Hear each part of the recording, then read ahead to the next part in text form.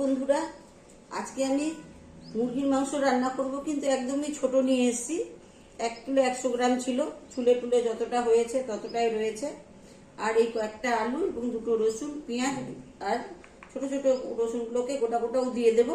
এই জন্য এটা আজকে ঠিক খাসির মাংসের মতো করে রান্না করব। সাথে রসুন পিষে নিয়েছি, আর গোলমরিচ পিষে রেখেছি, আর মশলাও পিষে নিয়েছি। তার জন্য এটাকে একদম এমনভাবে রান্না করব যেটা একদম খেতে যেন খাসির মাংসের মতো হয়, আর টেস্ট যেন বোঝা যায় যেটা খাসির মাংস খাচ্ছি, কারণ এটা না মনে হয় যেটা মুরগির মাংস। এমনভাবে রান্না করব। আপনারা চলে আসুন আমার হেসেল ঘরে, কিভাবে আমি রান্না করছি। একটু দিয়ে দাও। কড়াই গরম হয়ে গেছে, এখন আমি তেল ছেড়ে দিচ্ছি, কিন্তু আগে আলুটুকুনি ভেজে নেব। তেল গরম হয়ে গেছে, এবার আমি আলুগুলি একটা একটা করে ছেড়ে দিচ্ছি।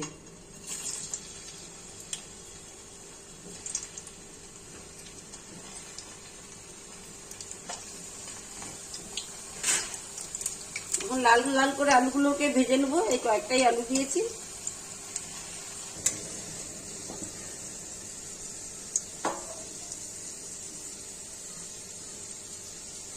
করে আলুগুলো লাল লাল করে ভেজে নিয়েছি।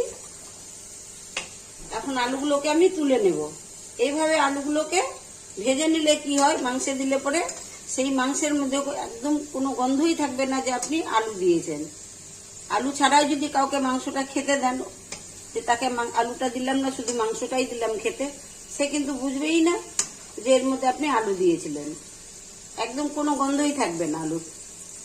কেউ বলতেই পারবে না যে আপনি আলু দিয়ে সেই মুরগির মাংসটা রান্না করেছেন। বা খাসির মাংসটাও যদি রান্না করেন এভাবেই করবেন, তাহলে কখনো মনে হবে না যে আপনি, যারা একদমই খায় না মাংসের মধ্যে আলু, তাদেরকে দিয়ে দেখবেন, কখনো সে বুঝতেই পারবে না যে আপনি আলু দিয়ে রান্না করেছেন। এভাবেই বাঁচতে লাগবে। এবার আমি গরম মশলাগুলো ফোড়নে দিয়ে দিলাম, পেঁয়াজগুলো ছেড়ে দিচ্ছি।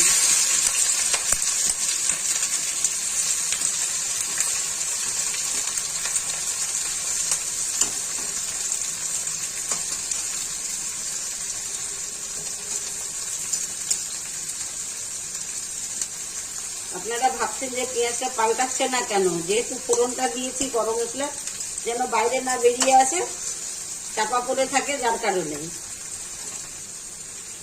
তখন আমি একটু লবণ দিয়ে দিলাম, একটু বলতে ভালোই দিলাম। তবে এবার আমি পাল্টে দিয়ে দিলাম।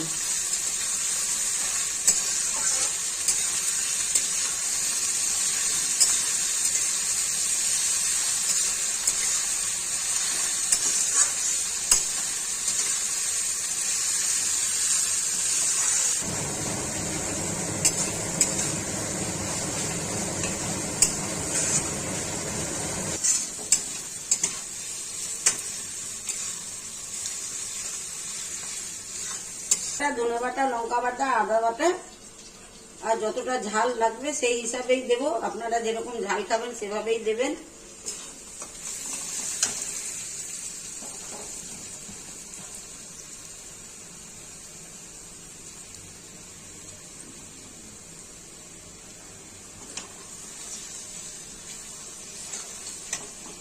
দিয়ে দিচ্ছি 1 চামচ হলুদ, না পরে দেবো, তখন 1 চামচের মতোই দিয়েছি লবণ।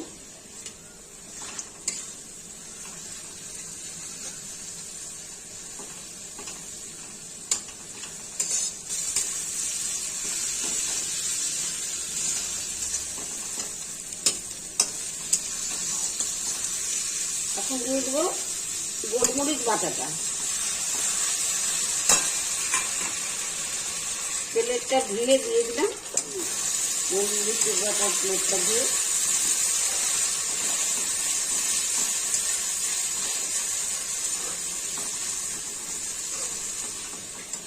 এখন মাংসগুলো ছেড়ে দিচ্ছি।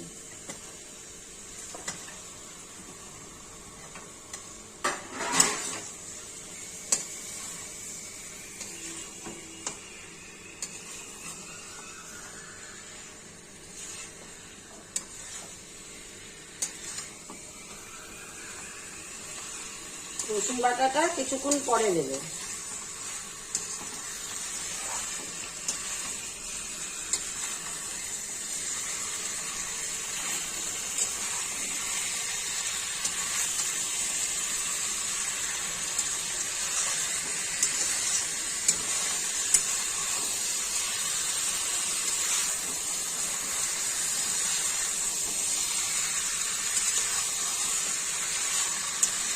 দিয়ে দিলাম তেজপাতাগুলো।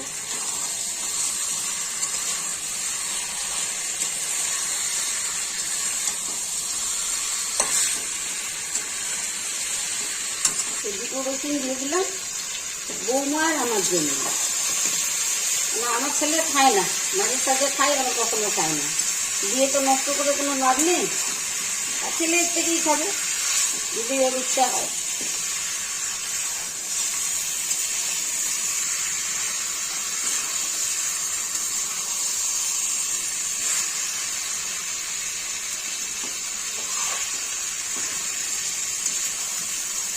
আমরা আবার সব ভাই বোনই রসুন, গোটা রসুন মাংসে দেওয়া ভালোবাসি খেতে।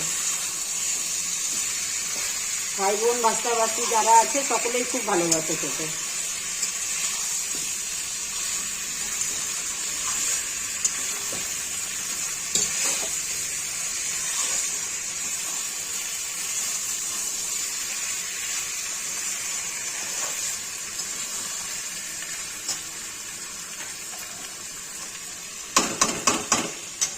মাংসটা তো যার জন্য আলু ভাজাগুলো এখনই দিয়ে দিচ্ছি, নাহলে আবার ভেতরে একটু কাঁচা কাঁচা টাইপের থেকে যাবে। ভেজে তো নিয়েছি, তবু ভেতরটা একটু ডাসা থেকে যায়। আর এখন দিলে পরে মুরগি মাংস বেশি ডাসা থাকবে না।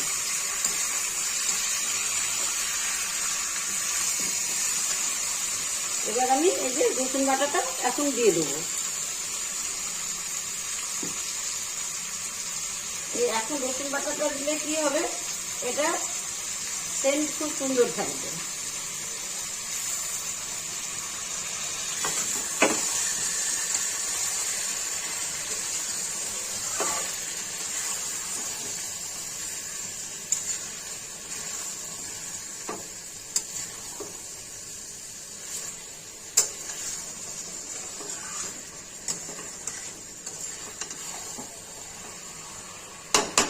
রান্না সবাই জানে, কিন্তু শুধু রান্নার একটু তারতম্যটা আলাদা।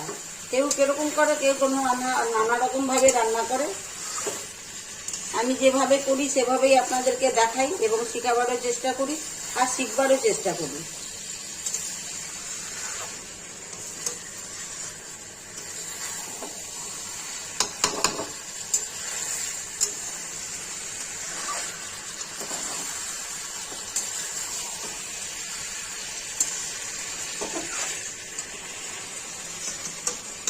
রান্না এবং রান্না করার সময় আটঘাট জানতে লাগে, তখনই সৌন্দর্যটা থাকে, নোংরা যেন না হয়। এই জন্য একটু খুব সামনে রান্না করতে হয়। সামনে সামনে রান্না করলে রান্নাটাও ভালো লাগে, রান্না করতেও ভালো লাগে, কিন্তু পরিষ্কার পরিচ্ছন্ন যেন থাকে। এলোঝেলো করে রান্না করলে ভালো লাগে না। ঢেকে দেবো আর গ্যাসটাকে একদম আস্তে করে দেবো। হ্যালো বন্ধুরা, এখন আমি ঢাকনাটা তুলে দেখাচ্ছি। পেঁয়াজ যদি খুব সুন্দর করে ভাজা হয় তার কালার খুবই সুন্দর হবে। মশলাটাকেও সুন্দর করে ভাজতে হবে, এত ভালো করে ভাজতে হবে যে কালার নিজে নিজেই কালার ছাড়বে।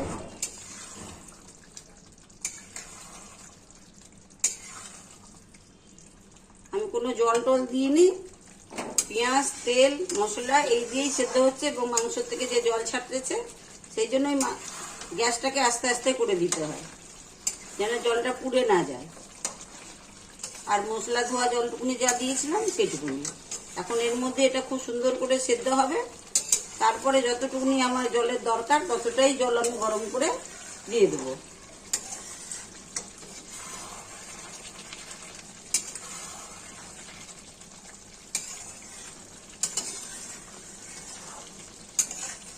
অল্পই খান, ভালো খান, তাহলেই হবে খাওয়া। এক গাদা খেলাম ভালো হলো না, অমন খাওয়া ভালো লাগে না।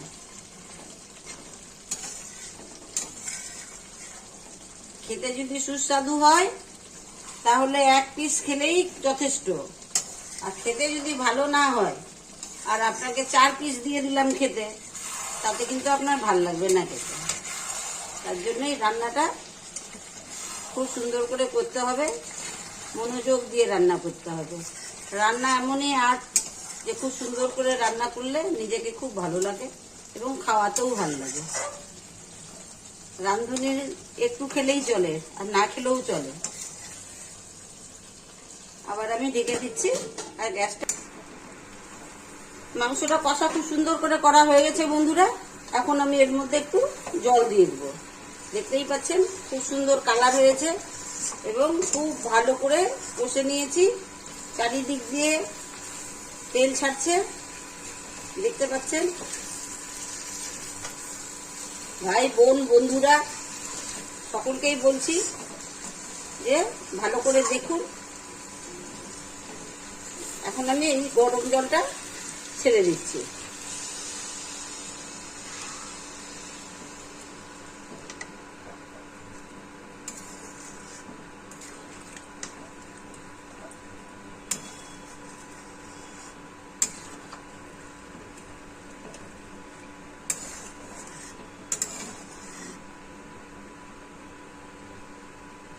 আলু সিদ্ধ হয়ে গেছে, আর জল দিতে লাগবে না, এতটা জলেই যথেষ্ট।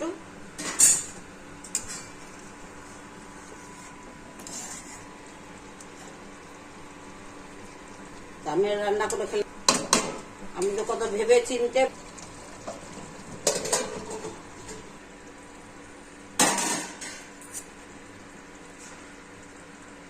তুলে নাও।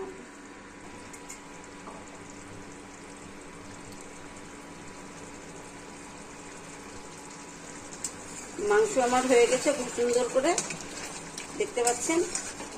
এবার আমি মাংসটাকে নামিয়ে দেবো, খুব ভালো করে হয়ে গেছে।